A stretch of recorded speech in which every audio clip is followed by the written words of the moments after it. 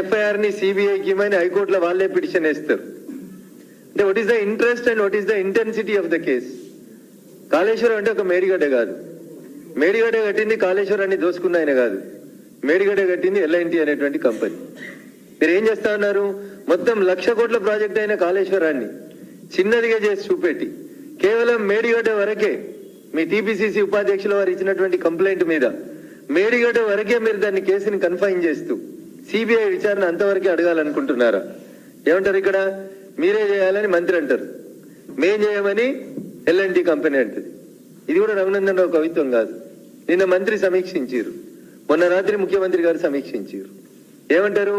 L&T ఇది కుంగింది అన్న తెల్లారి ఎల్ఎన్టీ నుంచి ఒక ప్రతినిధి ఒక ఉత్తరం ఇచ్చిండి అని చెప్పి పేపర్లలో వార్త వచ్చింది.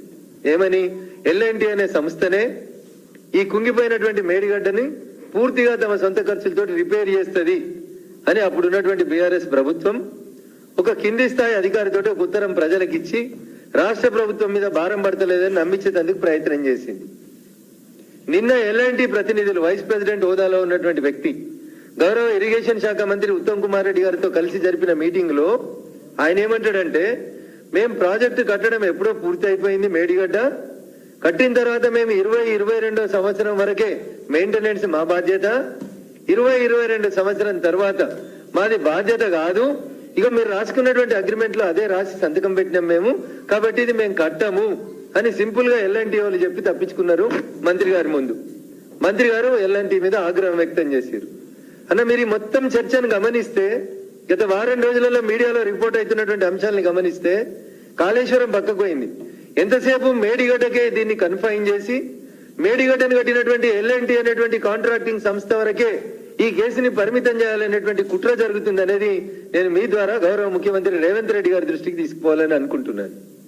రేవంత్ రెడ్డి గారి దృష్టికి ఇది పోయిందో లేదో నాకు తెలియదు, కానీ దీన్ని రేవంత్ రెడ్డి గారు అనేటువంటి రాష్ట్ర ముఖ్యమంత్రి గారి దృష్టికి తీసుకెళ్లేందుకు నేను నా దగ్గర ఉన్నటువంటి ఫైళ్లను అన్నింటినీ నిన్న ఇరిగేషన్ శాఖ మంత్రి గారికి, ముఖ్యమంత్రి గారి కార్యాలయానికి ఒక కామన్ ఫ్రెండ్ ద్వారా పంపించడానికి ప్రయత్నం చేసినాను. ఇది కూడా మళ్ళీ చెప్తా ఉన్నా, ఇది రఘునందన్ రావు సొంత కవిత్వం కాదు. 150 పేజీల రిపోర్టు. ఎవరు తయారు చేశారు? ఇది draft audit report on Kaleshwaram project which is prepared by the government of India. Draft audit report. దీన్ని ఫైనల్ చేసి పబ్లిక్ చేయడానికే నేను ఇందాక మిమ్మల్ని అడిగినటువంటి ఒక ఉత్తరం కావాలని చెప్పి భారత ప్రభుత్వ కాగ్ నివేదిక నుంచి ఒక అధికారి రజత్ కుమార్ అనేటువంటి ఐఏఎస్ అధికారికి ఇది ఫైనల్ చేసి సంతకం పెట్టడం కోసం ఒక ఉత్తరం రాస్తే మార్చి 2023 నుంచి తెలంగాణ ప్రభుత్వం చాలా బిజీగా ఉంది, కాళేశ్వరం గురించి మాట్లాడతలేదు.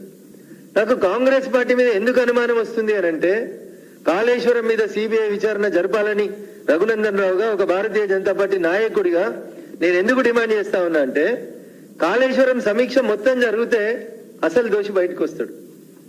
నేను మీకు చెప్తా, ఒక ఇండివిజువల్, ఒక వ్యక్తి స్వతంత్ర భారతదేశంలో ఇంత పెద్ద కుంభకోణం చేసిన ప్రాజెక్ట్ ఇంకేది లేదు ఈ దేశంలో. This is the first ever biggest corrupt practice. ఒక వ్యక్తి భారతదేశానికి స్వతంత్రం వచ్చిన తర్వాత ఇండిపెండెంట్ ఇండియాలో ఒక ఇండివిజువల్ చేసినటువంటి అతిపెద్ద కరప్షన్ ఏంటంటే కాళేశ్వరం ప్రాజెక్ట్. నేను ఏదో వేగంగా చెప్పిపోవడానికి రాలేదు, గణాంకాలు చెప్పడానికి వచ్చిన మీ దగ్గరికి. మే 2007లో స్వర్గీయ రాజశేఖర రెడ్డి గారు మొదలుపెట్టారు దీన్ని. ఆ రోజు దీని ఎస్టిమేటెడ్ కాస్ట్ వచ్చి 17,875 కోట్లు.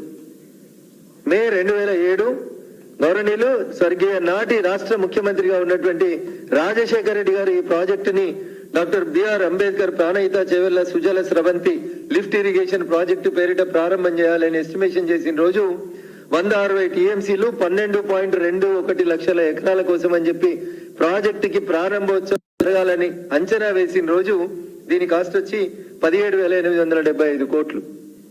రాజశేఖర రెడ్డి గారు బతికుండగానే ఈ ప్రాజెక్టును ఒకసారి రివైజ్ చేసిండ్రు డిసెంబర్ 2008లో. స్వర్గీయ రాజశేఖర రెడ్డి గారు రివైజ్ చేసిన రోజు అప్పుడున్నటువంటి 160 టీఎంసీలకి ఇంకొక 20 టీఎంసీలు అదనంగా కలిపి దాదాపు 2 లక్షల ఎకరాలు ఇంకా అదనంగా పెంచి అప్పుడు అనుకున్నటువంటి 12.21 లక్షల్ని 14.21 లక్షలకి పెంచి ప్రాజెక్టు కాస్ట్ ని 38,500 కోట్లకు పెంచాలని గౌరవ స్వర్గీయ నాటి ముఖ్యమంత్రి రాజశేఖర రెడ్డి గారు ఉన్నప్పుడు రివైజ్ అయింది. 2008 వరకు జరిగినటువంటి ఈ టెండర్లు, ఈ ప్రాసెస్ లో సుమారు 11,000 కోట్ల రూపాయల పనులని పూర్తి చేసినామని కాంట్రాక్టర్లు డబ్బులు కూడా క్లెయిమ్ చేసుకున్నారు, తీసుకున్నారు.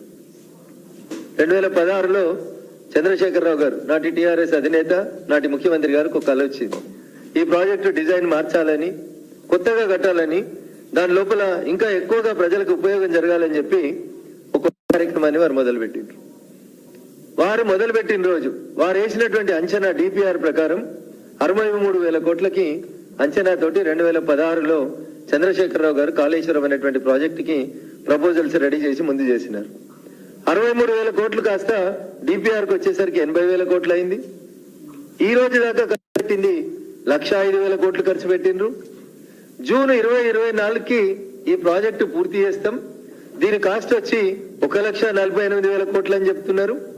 కాదు దీనికి ఇంకొక 1,000 కోట్లు అదనంగా ఖర్చు అవుతుందని మొత్తం 1,49,317 కోట్లు కావాలని చెప్పి దీన్ని జూన్ 2024కు పూర్తి చేస్తామని పేపర్ల మీద మంచి మంచి అందమైనటువంటి నివేదికలను తయారు చేసి పుస్తకాలు తయారు చేస్తున్నారు.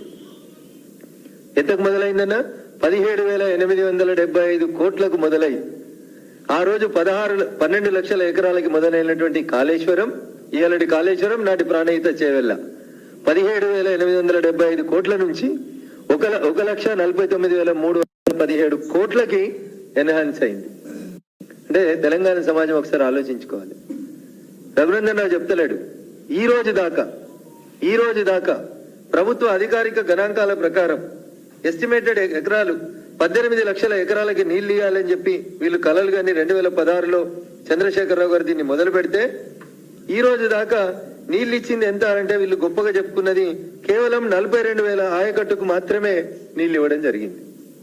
ఎంత ఖర్చు పెట్టిరన్నా ఇయ్యలేడు దాకా 105,000 కోట్ల రూపాయల నిధులని ఖర్చు చేసి 105,000 కోట్ల రూపాయలని ఖర్చు చేసి ఇయ్యాలటి దాకా వీళ్ళు ఇచ్చినటువంటి ఎకరాలు ఎంత అంటే 42,000 ఎకరాల ఆయకట్టుకు మాత్రం అదనంగా నీళ్లు ఇవ్వగలిగింది 10 సంవత్సరాల బీఆర్ఎస్ ప్రభుత్వ పాలన. ఇదంతా మెష్ అవుతుంది కాబట్టి ఏసీబీ ఇన్వెస్టిగేట్ చేస్తేనో, మేడిగడ్డ పోలీస్ స్టేషన్ లో ఎఫ్ఐఆర్ చేస్తేనో దీనివల్ల ఫలితం జరగదు. కాబట్టి దీని వెనకాల ఉన్నటువంటి కంపెనీ తెలంగాణ సమాజం అంతా తెలుసు, దేశం అంతా తెలుసు. మెగా ఇన్ఫ్రాస్ట్రక్చర్ అనేటువంటి మెగా అనేటువంటి ఒక కంపెనీ దీని వెనకాల ఉంది. ఈ ఒక్క కంపెనీయే సుమారు 48,000 కోట్ల రూపాయలు out of 1,05,000 crores of rupees లో 48,000 కోట్ల రూపాయల లబ్ధి జరిగిందంటే అదొక మెగా కంపెనీకి మాత్రమే జరిగింది అనేది ఇప్పటిదాకా అనేక రకాలైనటువంటి నివేదికలు, రాష్ట్ర ప్రభుత్వం ముందున్నటువంటి నివేదికలు తెలియజేస్తున్నాయి. ఇవన్నీ కప్పిపుచ్చుతున్నారు. కాబట్టి నేను గౌరవ ముఖ్యమంత్రి రేవంత్ రెడ్డి గారికి ఒకటే మాట అడుగుతున్నా. ఉత్తమ్ కుమార్ రెడ్డి గారు సమీక్షించారు, ఎల్ఎన్టీని తిట్టిర్రు.